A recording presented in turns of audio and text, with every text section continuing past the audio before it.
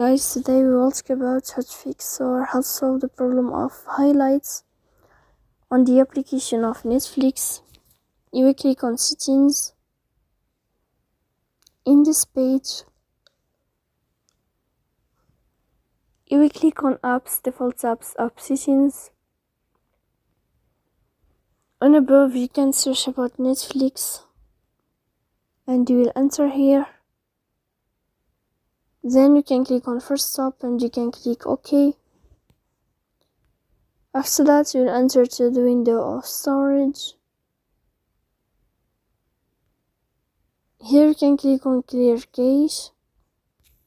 Don't click clear data because that can cause the errors that can delete your account. So please don't forget to support us by like and subscribe.